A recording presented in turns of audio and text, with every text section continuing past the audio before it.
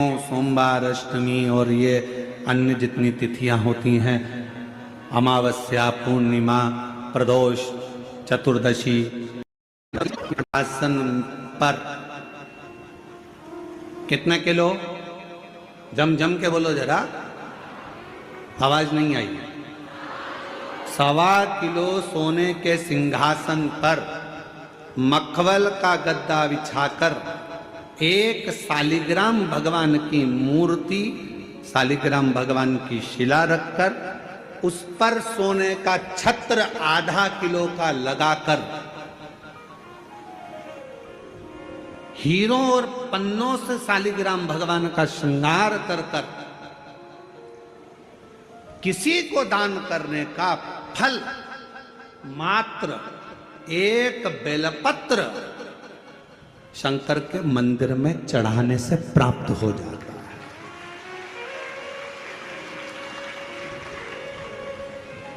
कितने किलो सोने का सिंहासन? बोलो बोलो, जम के बोलो जरा। 1.25 किलो। छत्र कितने का? आधा किलो। हीरे, रतन, माणिक, मोती, सोने से जड़े हुए शालिग्राम भगवान को सिंहासन पर रखकर दान करने का जो पुण्य होता है, 1000 अश्वमेध यज्ञ का बराबर का जो पुण्य होता है, हजारों सर्वोत्तम यज्ञ करने का जो पुण्य होता है, सोम यज्ञ करने का जो पुण्य होता है, वो एक बेलपत्र शंकर भगवान को चढ़ाकर भगवान शिव को अर्पित करने से प्राप्त हो जाता है। और ऐसा यज्ञ का फल मेरा विश्वास करता है, मेरे छत्तीसगढ़ वासियों के लिए, मेरे संपूर्ण देशवासियों के लिए, मेरे संपूर्ण विश्व में रहने वाले शिव भक्तों के लिए, ये मेरा दिल कहता है कि इतना बड़ा दान मेरा मन करता है कि आप सब हफ्ते में कम से कम एक दिन ऐसा आता होगा कि आप भी एक बेलपत्र शंकर को चढ़ाते होगे, तो समझ लेना कि आपने भी अश्वमेध यज्ञ, सोम यज्ञ और स्वर्ण सिंहासन, स्वर्ण छत्र का दान अपने जीवन में कर लिया।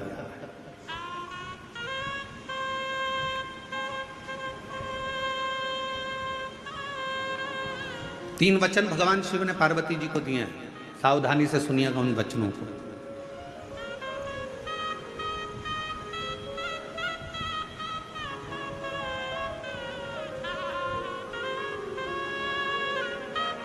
दो वचन तो काशी के हैं और एक वचन अमरनाथ की गुफा का।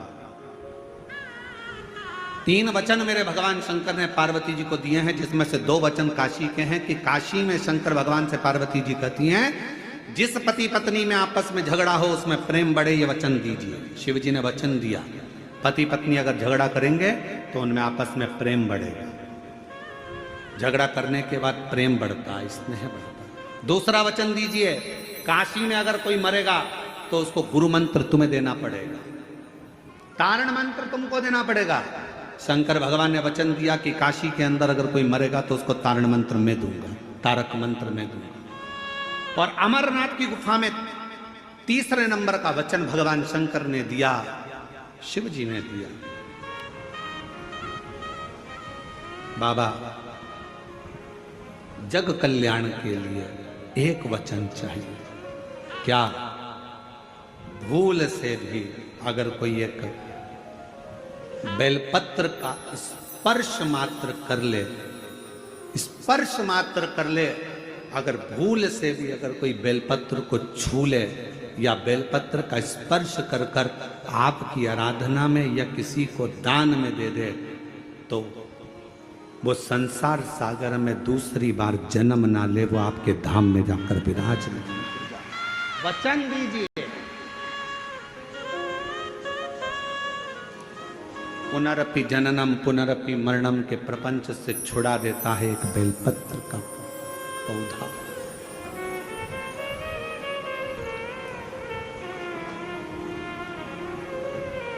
शिव जी के मस्तक पर कितनी रेखाएं रहती हैं त्रिपुंड में?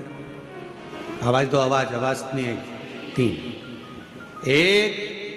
3 रेखा मेरे भगवान शंकर के मस्तक पर है। उन 3 रेखाओं में एक एक रेखा में 9 देवता विराजमान।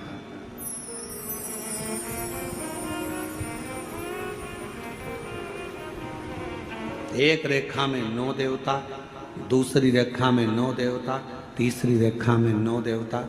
ऐसे शिव जी की त्रिपुंड रेखाओं में 27 देवताओं का वास।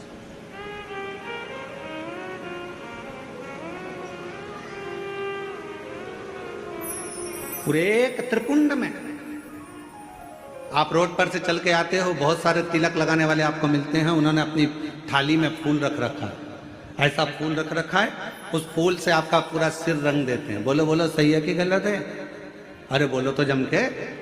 ऐसा सिर रंग देते हैं और आप उनसे कुछ कहती भी नहीं हो। आपको कहना चाहिए ये सिर रंगने से कुछ नहीं होगा, अगर कुछ करना है तो अपने हाथ की 3 उंगलियां लीजिए और त्रिपुंड खींचिए। कम से कम 27 देवता मेरे मस्तक पर रहना चाहिए। 27 देवता मेरे मस्तक पर रहना चाहिए। चंदन की, भस्म की, रौली की, मौली की। अगर आप किसी भी भस्म का, चंदन का मस्तक पर अगर आप अष्टगंध का भी अगर त्रिपुंड लगा रहे हो तो आपके मस्तक पर 27 देवता त्रिपुंड की 3 लाइन खींचते से ही विराजमान हो जाते हैं।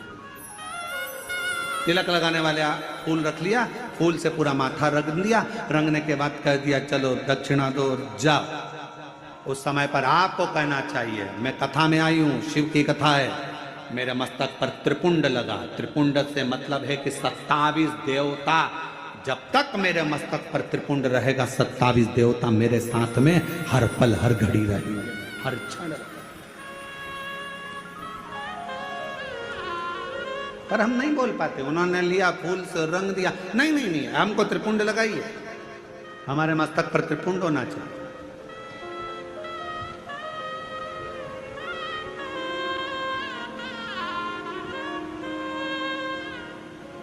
शिव जी के मंदिर जा रहे हो, भगवान शंकर का जल है, उसको भी मस्तक पर त्रिपुंड के भाव से लगा सकते। भस्म है, भाव से लगा सकते। और यदि कुछ भी ना लगा सको तो फिर एक काम करो, शंकर के मंदिर में जब जाओ, झुककर जब प्रणाम करो तो अपना मस्तक शिव के चरणों में झुककर प्रणाम करोगे तो जो शिव भक्त आएंगे उनके चरण की रज आपके जब मस्तक पर लगेगी तो आपका कल्याण कर देगी, आपका उद्धार कर देगी, कल्याण कर देगी।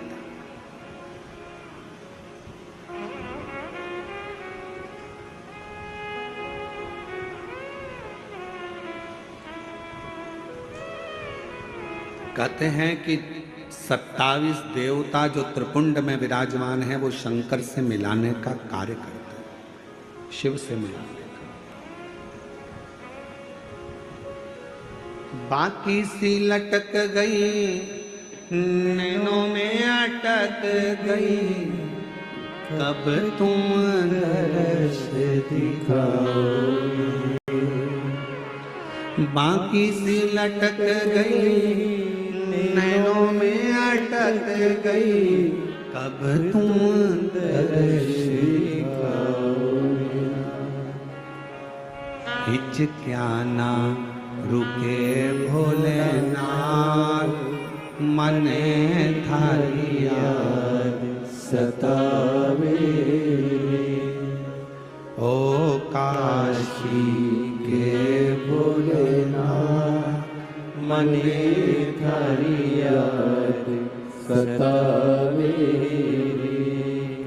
याद सतावे रुदन आवे, याद सतावे रुदन आवे, याद सतावे।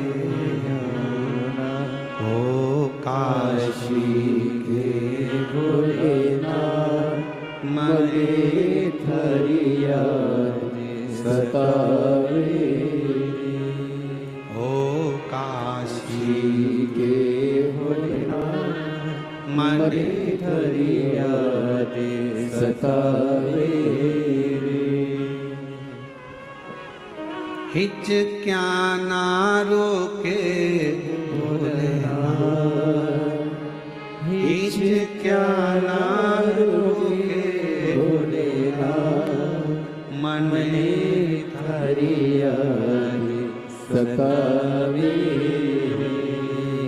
ओ काशी के भोलेनाथ मने हरिया सतावे। आप उसको जब मस्तक पर त्रिपुंड में 3 रेखाओं में जब 27 देवता विराजमान हो जाते हैं तो वो शिव से मिलाने का कार्य करते हैं। शिव से कितना सुंदर एक व्याख्यान आया ब्रह्मा जी का। ब्रह्मा जी जब झूठ बोल दिए और झूठ बोले तो भगवान शंकर को क्रोध आ गया।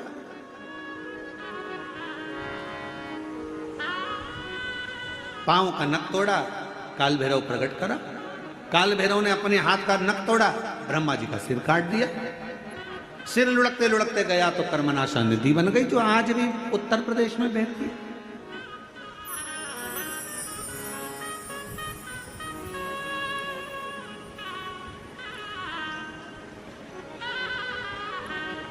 निवेदन करा भगवान विष्णु ने भगवान शिव जी से, बाबा ब्रह्मा जी का सिर कटा है, ये कटा हुआ सिर ना जाने कहां जाएगा, आप कृपा कर कर इसको बट वृक्ष बना दीजिए।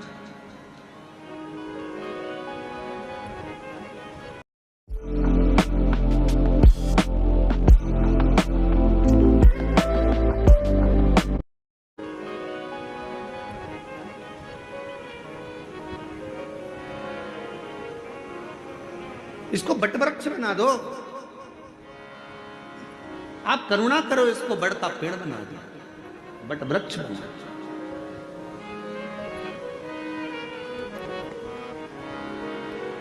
शिव जी ने भगवान नारायण की बात सुनकर ब्रह्मा जी के कटे हुए सिर को बड़ का पेड़ बना दिया।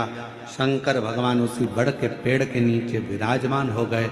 शिव जी का नाम बटकेश्वर बटकेश्वर महादेव एक नाम शंकर जी का ऐसा है जो व्यक्ति के कर्जे को समाप्त करता है। कर्जा करने के बाद व्यक्ति सोचता है मेरा कर्जा नहीं चूक रहा, बहुत ज्यादा टेंशन में चलता है। पैसा अगर कर्जा तुमने लिया है तो चुकाओगे भी तुम, तो फिर टेंशन करने की जरूरत क्या है।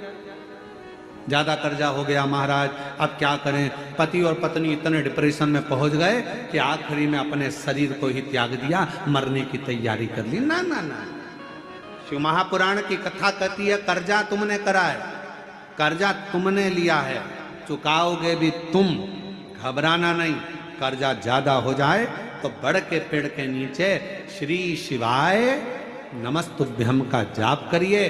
बट वृक्ष के नीचे अगर कोई शंकर का शिवलिंग है उसका पूजन करिए। बट वृक्ष के नीचे कोई भगवान शंकर का अंश अवतार श्री हनुमान जी महाराज भी अगर किसी बट वृक्ष के नीचे विराजमान है उसका स्मरण करिए। शंकर का ही अंश स्वरूप आद्य शक्ति दुर्गा भवानी भी अगर बट वृक्ष के नीचे आद्य शक्ति भी बैठी हुई है तो उसका भी स्मरण करिए। बट वृक्ष के नीचे कोई देवता अगर विराजमान है उसका पूजन करिए, उसकी आराधना करिए, उसकी अर्चना करिए, उसका फल आपको मिलेगा, कर्जे से मुक्ति होगी। आप यह ना सोचिए कि शंकर जी तो है ही नहीं, बढ़ के नीचे हनुमान जी मिल गए, हनुमान जी का स्मरण कर लो। देवी जी मिल गई, देवी जी का स्मरण कर लो। शिव जी मिल गए, शिव जी का। सब एक। शिव महापुराण की कथा किसी देवता को तोड़ना नहीं बताती कि राम अलग है कि कृष्ण अलग है कि शंकर अलग है कि देवी अलग है कि देवता अलग है। शिव महापुराण की कथा कहती है सब में शिवोहम शिवोहम शिवोहम, सब में शिव समाया है। कथा वाचने वाला भी शिवमय और कथा सुनने वाला भी शिवमय होता है, कथा करवाने वाला भी शिवमय होता है। कहीं शिव से परे कुछ भी नहीं।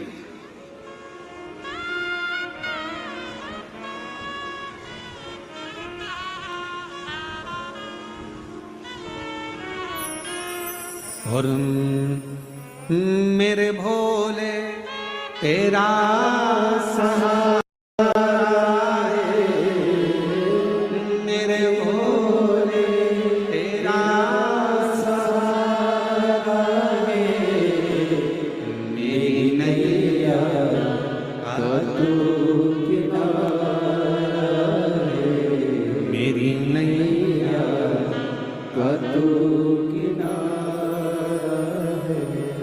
मेरे बाबा तुझे पुकारा है मेरे बाबा, तुझे पुकारा है मेरी नैया का तू किनारा है। थोड़ा संघर्ष हो सकता है, थोड़ा कर्जा लिया है तो थोड़ा टेंशन हो सकता है, पर टेंशन बहुत बहुत स्मरण रखिए, बादल टूटता है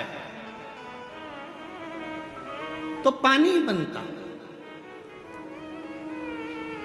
बोलो सही है कि गलत है? बादल टूटता है पानी बनता है। पृथ्वी पर मिट्टी टूटती है, अगर मिट्टी टूटती है तो अन्न बनता है। खेत को तैयार करने के लिए मिट्टी को तोड़ना पड़ता है।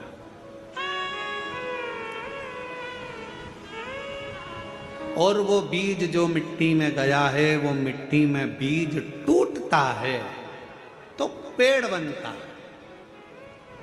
बादल टूटा पानी बना, मिट्टी टूटी फसल बनी, बीज टूटा पेड़ बना, और इंसान जब टूटता है तो कोई अच्छा इंसान बनता है। किसी ने गाली दी, टूटना मती, वो तोड़ेगा तुमको। गाली दिए, अपशब्द कहा, ताने दिए, बहुत आड़ा टेढ़ा बोला, खूब बद्दुआ दी, खूब श्राप दिए, खूब आड़ा टेढ़ा बोला, वो आपको तोड़ रहा है। और जब जब टूटा है तब तक कुछ ना कुछ बना है। अगर कोई तुम्हें तोड़ रहा है तो चिंता ना करना, अपशब्द कह रहा है चिंता ना करना, गाली दे रहा है चिंता ना करना, ताने दे रहा है चिंता ना करना। तुम जब अंदर से टूट जाओगे, टूटने के बाद जब कुछ बनोगे, निखरोगे, तो दुनिया उस चमक को देखकर स्तुप्त रह जाएगी कि इतना चमकता है टूटने के बाद। सास ने गाली दे दी, तुमने पलटकर जवाब दे दिया, उत्तमता नहीं है। बहू ने अपशब्द कहा तो सास ने पलटकर जवाब दे दिया, उत्तमता नहीं है। इस मामले में श्रीमद् भागवत को पढ़ना चाहिए।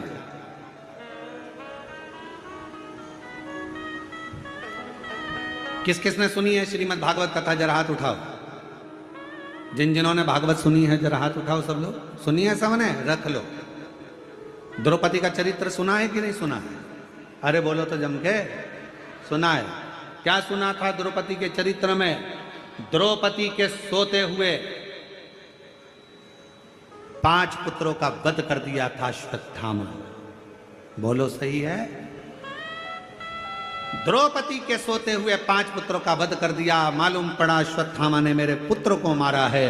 रो पड़ी, चीख पड़ी द्रौपदी, आवाज लगा रही है, स्वामी स्वामी स्वामी। पति द्वारकाधीश के चरणों में चरण दबा रहे थे।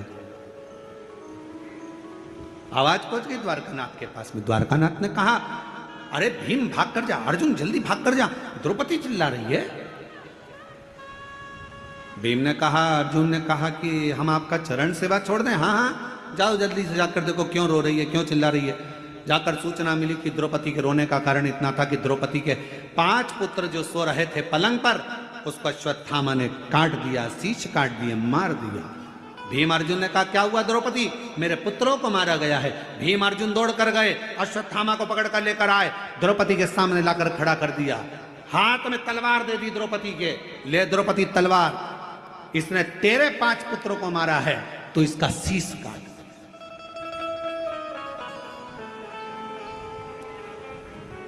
सुनिए श्रीमद् भागवत। अरे बोलो तो। ए द्रौपदी, इसने तेरे बेटों को मारा है तो इसका शीश काट। ये ले तलवार, और तलवार लेकर काट शीश, मार दे। द्रौपदी तलवार को नीचे फेंक दी। द्रौपदी ने तलवार को नीचे फेंका, और तलवार को नीचे फेंक कर द्रौपदी ने भीम से कहा, क्या कह रहे हो? अश्वत्थामा को मार दूं? हाँ ये मेरे गुरु का पुत्र है। तो क्या हुआ, इसने तेरे पुत्र को मारा था तो गुरु के पुत्र को मार दे।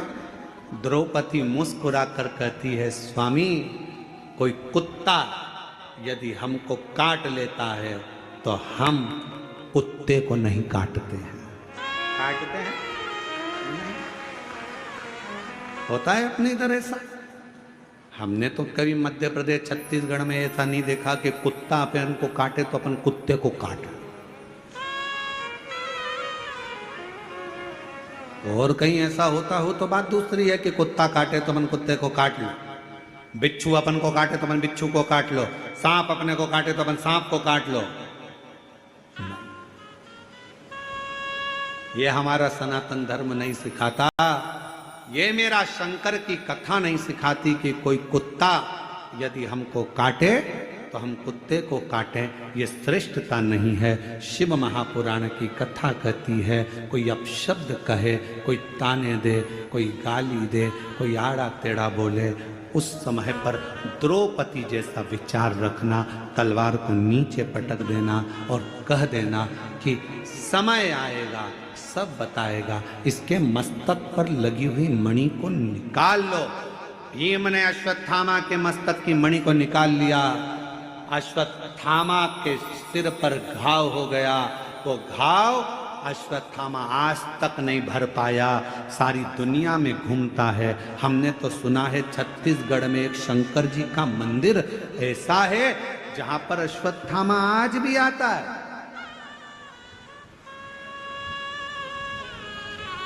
छत्तीसगढ़ की भूमि पर एक शिव का मंदिर ऐसा है जो पहाड़ों पर, पर्वतों पर, अमरनाथ केदारनाथ जैसा पहाड़ों के मध्य में है और वहां आज भी अश्वत्थामा आता है और वहां के दियों का घी लेकर अपने मस्तक पर लगाता है। जरा विचार करिएगा, जो घाव अश्वत्थामा के मस्तक पर हुआ वो आज तक नहीं भराया। अब शब्द कहने वाले की जिंदगी में एक घाव उसकी दिल में अपने आप हो जाता है, वो जीवन भर मरते दम तक नहीं भरा पाता है। कुत्ता काटे, आप कुत्ते को मत काटो। अब शब्द कहने वाले से अब शब्द ना कहिए, गाली देने वाले को गाली ना दीजिए, आड़ा टेढ़ा बोलने वाले को आड़ा टेढ़ा ना कहिए।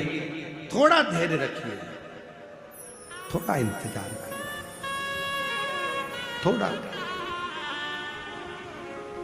अपने कर्म से पीछे मत हटो, अपना कर्म चलते चलते करते चलते। बस एक काम करना, कोई गलती हमारे द्वारा होती है और हम दोष दूसरे को देते हैं। पशुपति व्रत नहीं करा, पशुपति लिया होगा और वो बेलपत्र लेकर हम शिव के पास गए होंगे, हमारी साधना में से एक अंश कम पड़ गया होगा। मैंने सोमवार का व्रत करा और बड़े प्रेम से संकट सोमवार 16 सोमवार करे, 16 सोमवार मैंने भूखे रहकर करे, जरा सा दूध लेकर, चूरमा लेकर, प्रसाद लेकर, बेलपत्री लेकर, एक मिश्री की डली लेकर मैंने संकट सोमवार 16 सोमवार करे।